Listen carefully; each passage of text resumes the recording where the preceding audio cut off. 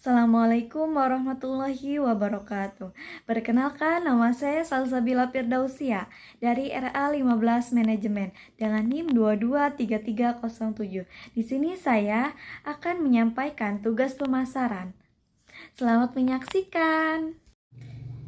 Nah, di sini ada pemasaran. Pemasaran adalah proses bisnis yang bertujuan untuk memahami, memprediksi, dan memenuhi kebutuhan pelanggan. Sasaran dengan secara efektif dan efisien. Pemasaran melibatkan aktivitas seperti riset pasar, pengembangan produk, penentuan harga, promosi, dan distribusi produk atau jasa untuk memuaskan kebutuhan dan keinginan pelanggan. Pemasaran juga memiliki tujuan. Yang pertama ada meningkatkan kesadaran dan minat pelanggan terhadap produk atau jasa. Yang kedua, membangun merek yang kuat dan positif. Yang ketiga, meningkatkan penjualan dan pendapatan. Yang keempat, mempertahankan pelanggan dan membangun loyalitas. Yang kelima, mengumpulkan informasi tentang kebutuhan pelanggan dan preferensi. Dan pemasaran juga memiliki fungsi. Yang pertama adalah riset pasar, yang kedua pengembangan, yang ketiga penentuan harga, yang keempat promosi, yang kelima distribusi, dan yang terakhir pelayanan. Jenis-jenis pemasaran, yang pertama pemasaran langsung, pemasaran online, pemasaran offline, pemasaran sosial, dan yang terakhir ada pemasaran konten. Pemasaran juga memiliki manfaat. Yang pertama, meningkatkan kesadaran merek dan reputasi. Yang kedua, meningkatkan penjualan dan pendapatan. Yang ketiga, membangun loyalitas pelanggan. Yang keempat, mengumpulkan informasi tentang kebutuhan pelanggan. Yang kelima, meningkatkan efisiensi operasional. Pemasaran juga memiliki tantangan. Yang pertama, perubahan perilaku konsumen. Yang kedua, persaingan yang ketat. Yang ketiga, perkembangan teknologi. Yang keempat, keterbatasan anggaran. Dan yang terakhir, mengukur aktivitas pemasaran. Selanjutnya ada konsep inti pemasaran. Konsep inti pemasaran adalah proses sosial dan manajerial untuk memperoleh kebutuhan dan keinginan melalui penciptaan dan pertukaran produk dan nilai. Konsep inti pemasaran didasarkan pada beberapa hal, di antaranya kebutuhan, keinginan, dan permintaan untuk utilitas nilai dan kepuasan, pertukaran transaksi dan hubungan pasar, pemasaran dan pemasar. Orientasi perusahaan. Orientasi perusahaan terhadap pasar adalah pendekatan strategis yang menentukan bagaimana perusahaan memandang dan merespon kebutuhan pasar. Terdapat beberapa jenis orientasi perusahaan terhadap pasar. Yang pertama ada orientasi tradisional. Orientasi ini berfokus pada efisiensi produk dan pengurangan biaya. Yang kedua ada orientasi modern. Orientasi modern ini berfokus pada promosi dan penjualan, kebutuhan dan kepuasan pelanggan. Yang ketiga ada orientasi kontemporer. Orientasi ini berfokus pada pemahaman pasar dan persaingan, analisis kompetitor, dan diferensiasi. Karakteristik orientasi perusahaan terhadap pasar berfokus pada kebutuhan pelanggan, memahami pemasar dan persaingan, pengembangan strategi pemasaran, keterlibatan tim pemasaran, pengukuran kinerja pemasar. Nah, orientasi juga memiliki manfaat terhadap pasar. Yang pertama, meningkatkan kesadaran dan pemahaman tentang pasar, membantu pengambilan keputusan strategis, meningkatkan efisiensi dan efektivitas operasional, meningkatkan kemampuan bersaing, meningkatkan kinerja ke. Di sini ada tugas dan peran manajer pemasaran. Yang pertama ada analisis pasar, menganalisis pasar, konsumen, dan persaingan. Yang kedua, perencanaan strategi, pengembangan strategi pemasaran. Yang ketiga, pengembangan produk yang memenuhi kebutuhan pelanggan. Yang keempat, penentuan harga, menentukan harga yang kompetitif.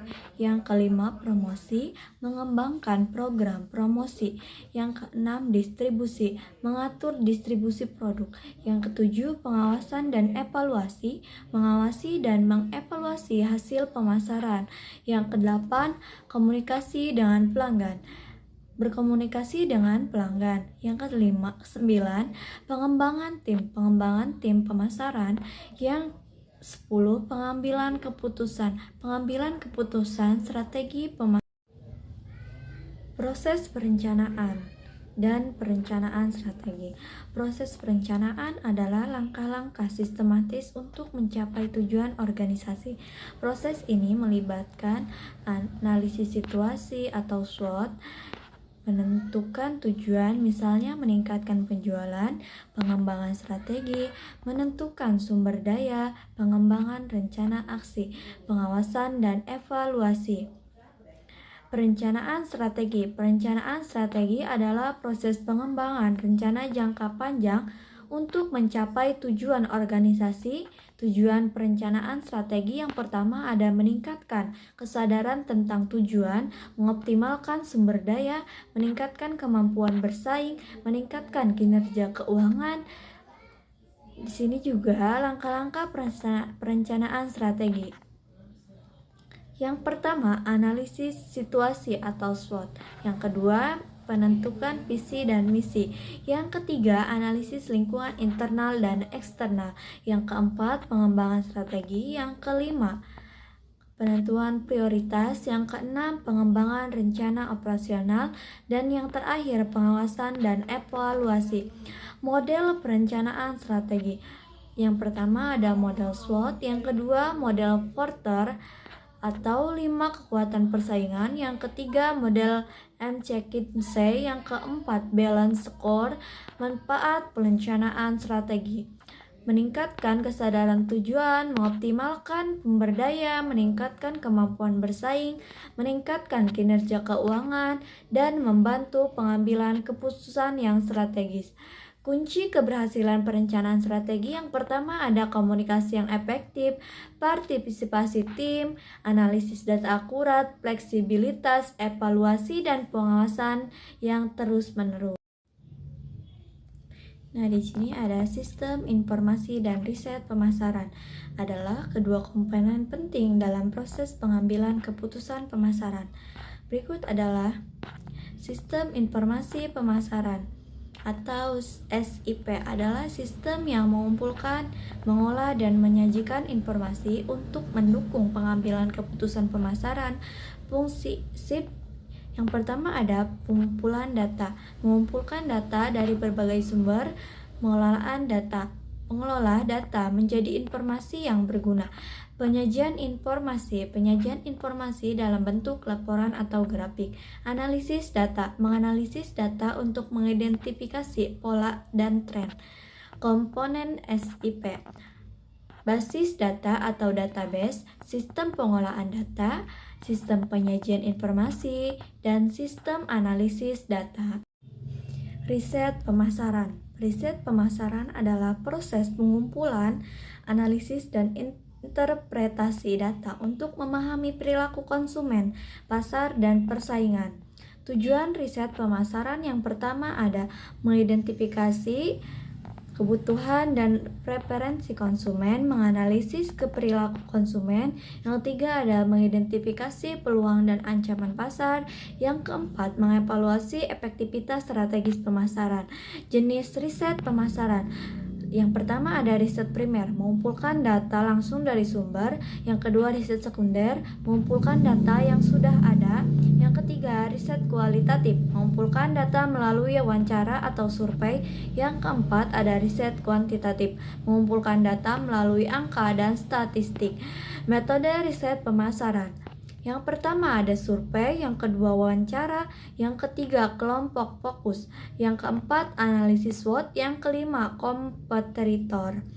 Manfaat sistem informasi dan riset pemasaran: meningkatkan kesadaran dan pemahaman tentang pasar dan konsumen, membantu pengambilan keputusan yang tepat, meningkatkan efisiensi dan efektivitas operasional, meningkatkan kemampuan bersaing, meningkatkan kinerja keuangan. Sumber data riset pemasaran: yang pertama, data intern atau perusahaan, yang kedua, data ekstern atau pasar, konsumen, dan persaingan, yang ketiga, sumber online, internet, media sosial. Yang keempat, sumber offline, survei dan wawancara. Yang terakhir ada data pemerintah dan lembaga statistik. Lingkungan pemasaran. Lingkungan pemasaran merupakan jaringan kompleks yang saling terkait dan harus dipelajari, dianalisis, dan ditanggapi secara cermat oleh perusahaan. Manajer perusahaan atau manajer pemasaran harus tetap waspada terhadap lingkungan pemasaran untuk mempertahankan keberhasilan dan mengatasi ancaman atau peluang. Pasar konsumen dan perilaku pembelian merupakan dua konsep penting dalam pemasaran. Pasar konsumen. Pasar konsumen adalah kelompok individu atau rumah tangga yang membeli produk atau jasa untuk keperluan pribadi, bukan untuk tujuan bisnis. Karakteristik pasar konsumen: yang pertama ada ukuran pasar, yang kedua segmentasi pasar, yang ketiga preferensi konsumen, yang keempat kemampuan belanja. Perilaku pembelian. Perilaku pembelian adalah proses pengambilan keputusan konsumen saat membeli produk atau jasa. Faktor-faktor yang mempengaruhi. Yang pertama ada faktor internal, diantaranya kebutuhan, preferensi, motivasi, dan pengetahuan. Yang kedua ada faktor eksternal, diantaranya iklan, promosi, harga, dan ketersediaan.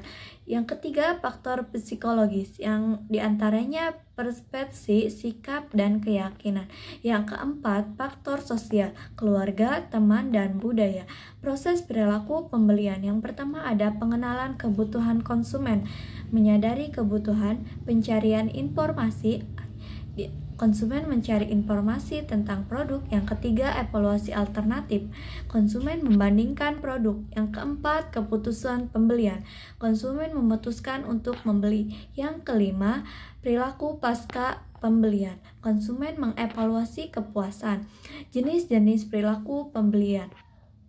Yang pertama ada pembelian rutin, yang kedua ada pembelian kompleks, yang ketiga pembelian diskrit, yang keempat pembelian impulsif.